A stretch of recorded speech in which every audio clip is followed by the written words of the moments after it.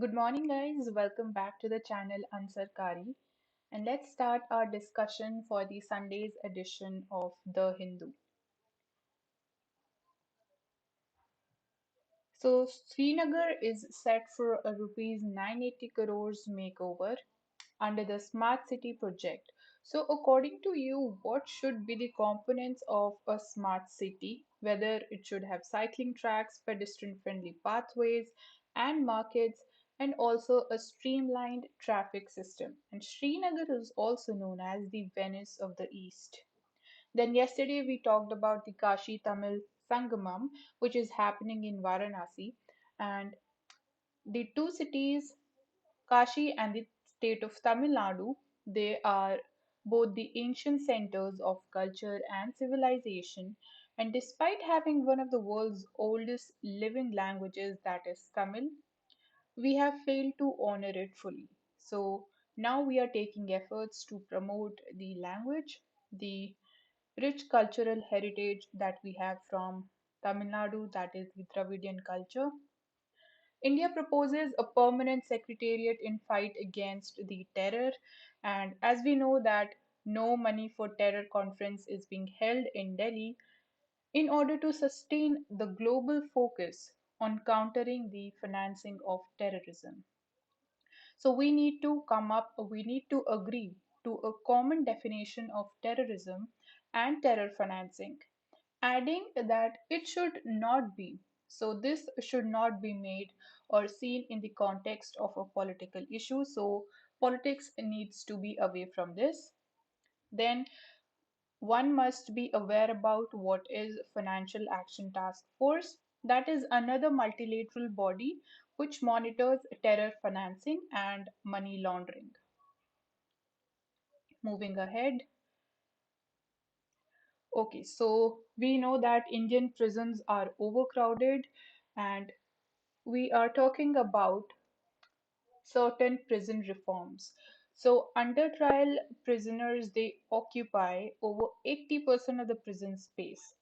So, this points towards delivering faster justice to the under trials so that the space is freed up in the prisons. And we need to work upon surveillance, we need to work upon creating more prisons as the prisons are overcrowded for the time being, and also ensure that adequate numbers of CCTV cameras are installed.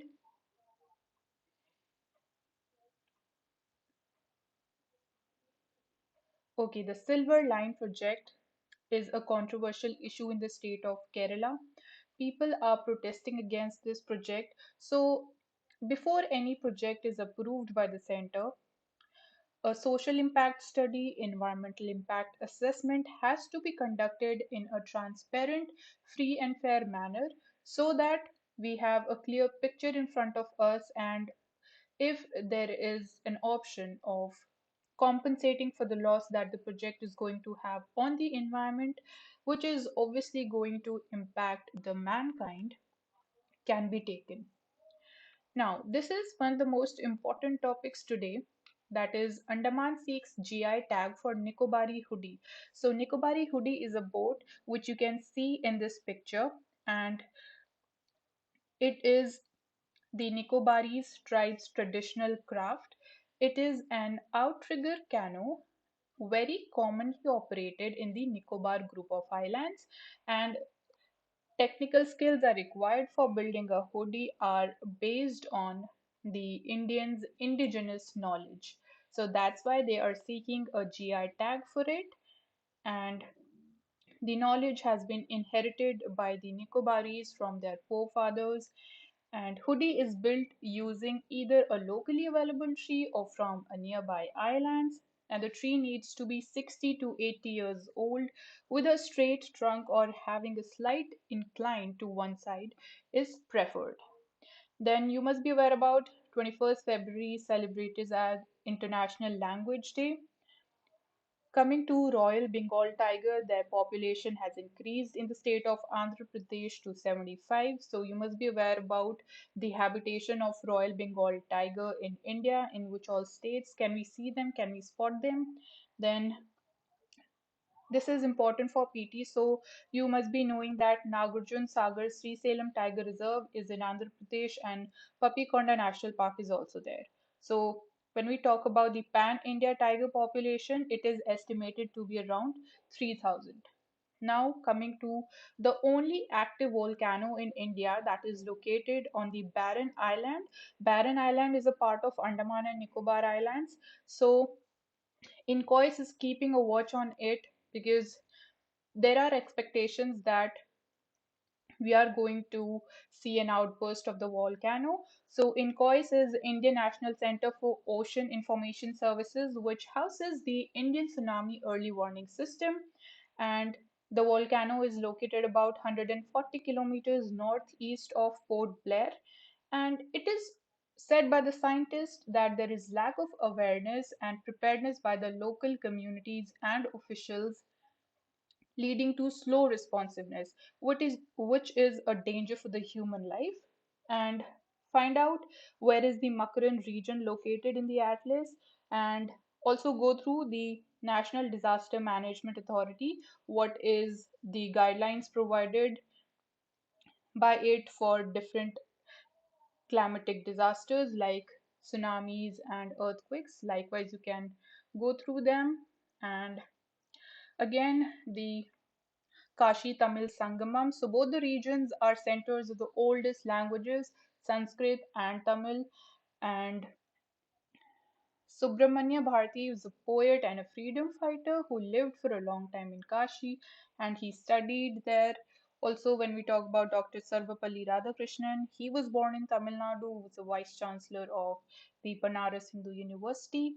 Then coming to Australia India Trade Pact, there is economic cooperation and trade agreement has been negotiated, but it is not implemented yet.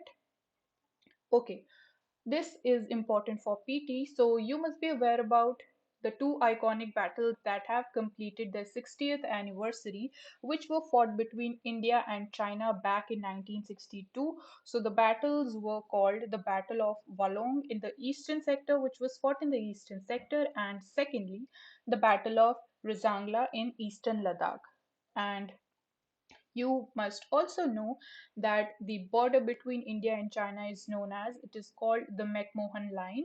So recently the BRO, that is Border Roads Organization, is taking up various infrastructural development projects in the border areas, and they are like building upon various highways to smooth out the movement of army and also the people living around those areas.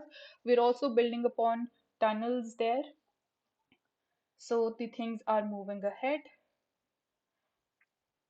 Then we have, okay, this I told you yesterday also that the Donyo Polo Airport has been inaugurated by the Prime Minister. It is the one of the first greenfield airport located in Arunachal Pradesh. It is located at Holongi, which is 15 kilometers from the state's capital, Itanagar. And there is 67% drop in the beneficiaries of the PM Kisan scheme, that is Pradhan Mantri Kisan Samman Nidhi Yojana, and this is the beneficiaries have fallen to 67%. So this is very a stark and a sharp fall.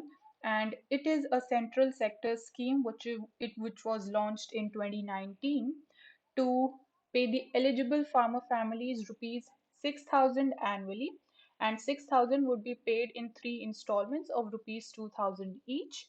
So the benefit is directly transferred into their bank accounts, and beneficiaries they are validated through the Aadhaar data and public financial management system. So find out more about the public financial management system database. Now Pratham is an NGO that has been awarded with the Indira Gandhi Peace Prize for their educational efforts and the initiatives that they had taken for the year 2021. So, Indira Gandhi Prize for Peace, Disarmament and Development goes to Pratham, an NGO which is working in the field of education, ensuring quality education for the children of the country. They use digital technology to deliver education. So, recognizing their efforts, and Google is launching Soon you'll be able to search 3 million technical terms in mother tongue on Google. So even national education policy is promoting the use of mother tongue and the local languages in education as far as possible. Then find out about the Commission for Scientific and Technical Terminology, which is under the Ministry of Education. So, this Google project is initiated under this commission, and it was set up in 1961, which publishes a large number of textbooks and monographs apart from its quarterly journals. And it also undertakes the publication of administrative and departmental glossaries that are used by the government departments, institutions, and research laboratories. So we are promoting the use of the mother tongue and the local languages on a large scale. Coming to science, so US scientists they find a new oral drug for lowering the cholesterol levels in the body. So before this discovery, statins were used, and now the next leading class of medicines for managing the cholesterol are the PCSK9 inhibitors. Now, an oral drug has been developed. Earlier, it had to be, injected through shots in the human body, and nitric oxide can also prevent heart attacks by dilating the blood vessels. Then hypertension, a ticking time bomb in Indian adolescents. So high blood pressure is occurring in 1 in 3 or the 4 children. So this rate is increasing, which is worrisome for us. So the study has found an elevated blood pressure. It is more prevalent in poorer than the richest category. So it is more prevalent in poor people. There is high prevalence in rural areas, which can be due to rapid urbanization and a lower level of physical activity. And when we talk about states, Chhattisgarh, Odisha, Telangana, Andhra Pradesh, Manipur, Mizoram, Tripura, and Nagaland, they have higher hypertension prevalence. We can say over 35% compared to the rest of India. So, what can be the reasons of rising hypertension in adolescents? It is the increasing screen time. Secondly, the altered dietary habits. We are relying so much on ready to eat food, the processed foods and snacks, which depend on high amounts of salts and sugars. And thirdly, lower level of habitual physical activities. Because our screen time is increasing, so obviously the physical activities are reducing, which is leading to increased hypertension, and this needs to be addressed, otherwise it can become a huge problem.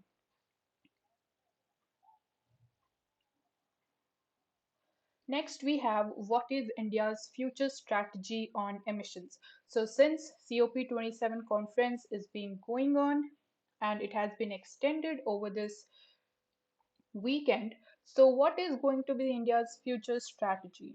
So back in COP26, we made 5 commitments, and COP27 is being seen more as implementation conference to solve the outstanding issues that we have when it comes to climate finance.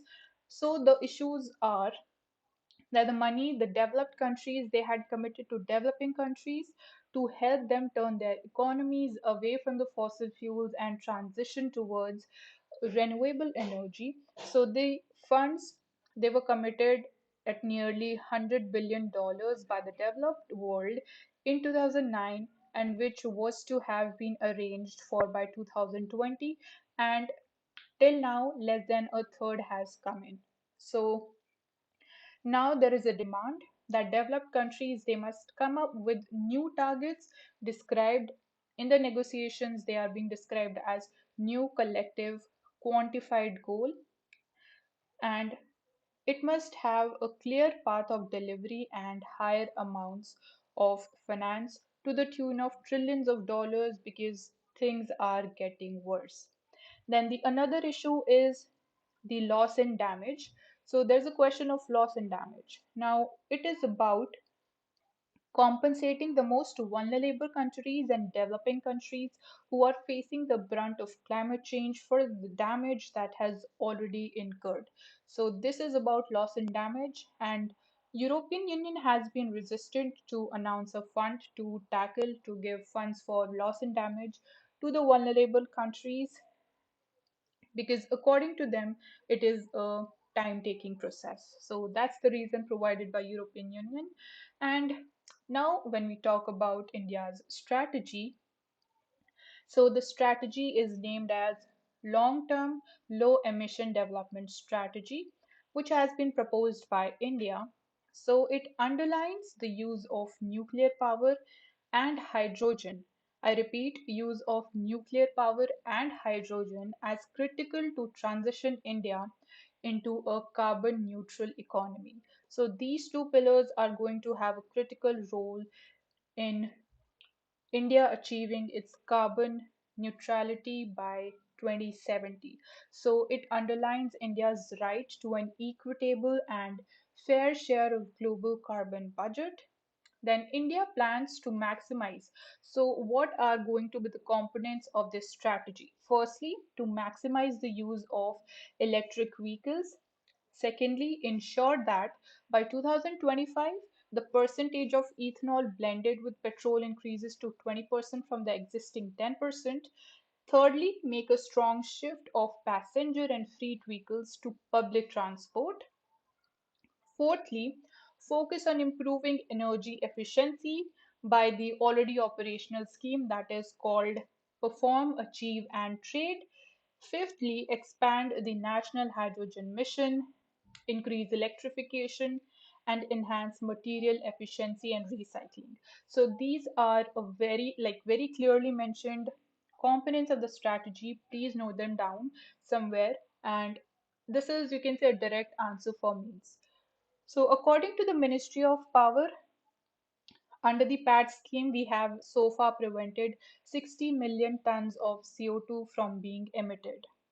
Now, the question arises, the strategy, is it different from the nationally determined contributions?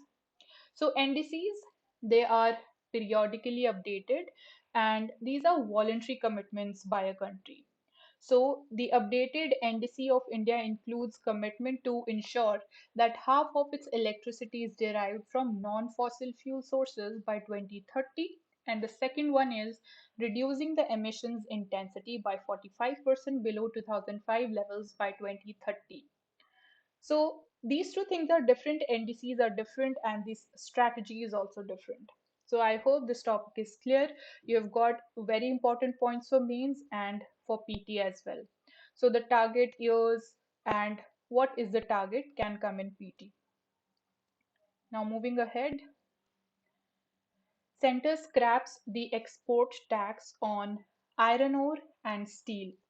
So India had imposed an additional export tax. So when an export tax is applied or it is imposed on a commodity, that can be for, that can be for reducing the export and focusing more on domestic production and focusing more to help curb the inflation. So this thing has obviously ended up in denting our exports of ore and metal products.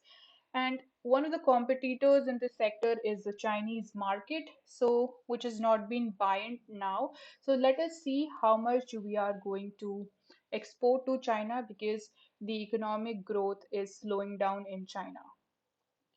Then you must be aware about what is the National Financial Reporting Authority. Find out more about it. Now, coming to the last topic for today. So, India's power units binge on coal outpace Asia.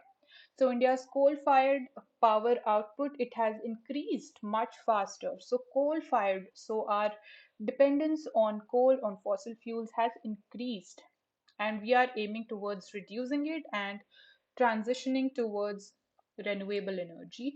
However, let's see what has been the trend. So Our dependence on coal-fired power plants, it has outpaced, the output has increased much faster than any other country in Asia Pacific since Russia's invasion of the Ukraine. So this trend has changed and it has increased after this war. Then India's coal-fired power output, it has increased more than 10% on year basis. And analysis of the government it says that the reason behind this increase is the electricity demand has increased because of heat wave during the summers and pickup in the economic activity post the COVID-19 since the economy is reviving and recovering from it. Then certain important trends, or this can be asked in PT. So European Union was the only region where coal-fired power output it grew at a faster rate than India, and India is the only major country in Asia besides Japan where the contribution of coal-fired power in our overall electricity production has increased.